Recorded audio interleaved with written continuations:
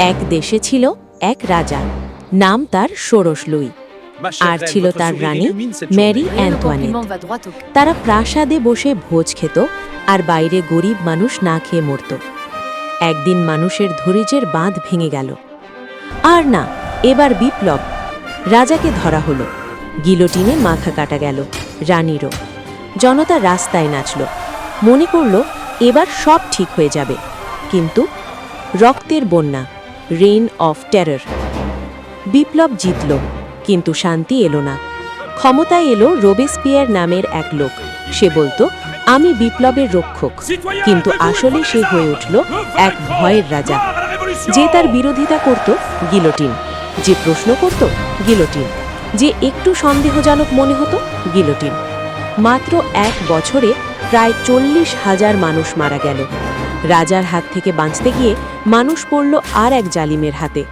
শেষমেশ রোবেসপিয়ারের নিজের বন্ধুরাই বলল, এই পাগলকে থামাও, এবং রোবেসপিয়ারের নিজের মাথাও গিলোটিনে পড়ল। তারপর পুরো দেশ এলোমেলো। রাজা নেই, রোবেসপিয়ার নেই, কিন্তু কে দেশ চালাবে? 5 জন মিলে একটা সরকার বানালো, নাম ডিরেক্টুয়ার।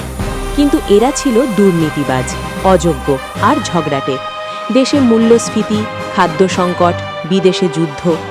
মানুষ ভাবল, এই বিপ্লব দিয়ে কি লাভ হলো? মঞ্চে এলো এক নতুন নায়ক।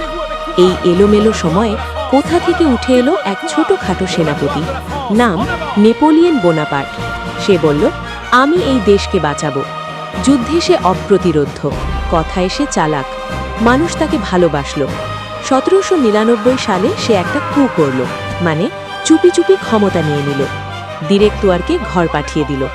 নিজে হলো ফার্স্ট কনসুল, মানে সর্বেসর্বা। বিপ্লব শুরু হয়েছিল রাজাকে সরাতে, আর শেষে এলো আর একজন একনায়ক। তবে নেপোলিয়ন শুধু ক্ষমতাই নেননি, সাথে এনেছিলেন অনেক কিছু। বিপ্লব যা রেখে গেল।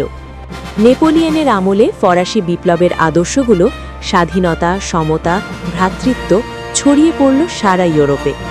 আইনের সামনে সবাই সমান, এই ধারণা দুনিয়া পেল। গির্জার একচেটিয়া ক্ষমতা শেষ হলো। সাধারণ মানুষ বুঝল, রাজাও মানুষ, তাকে সরানো যায়। এই আগুন নিভল না।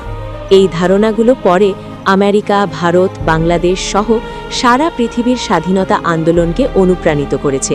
গল্পের শিক্ষা: বিপ্লব করা সহজ, কিন্তু বিপ্লবের পরে দেশ গড়া অনেক কঠিন। ফরাসিরা রাজাকে হটিয়েছিল ঠিকই, কিন্তু তারপর 10 বছর রক্ত, বিশৃঙ্খলা আর ভুলের মধ্যে দিয়ে হেঁটে তবেই একটা নতুন ফ্রান্স গড়ে উঠল। ইতিহাস বলে, ক্ষমতা বদলালেই দেশ বদলায় না, মানুষের মানসিকতা বদলাতে হয়।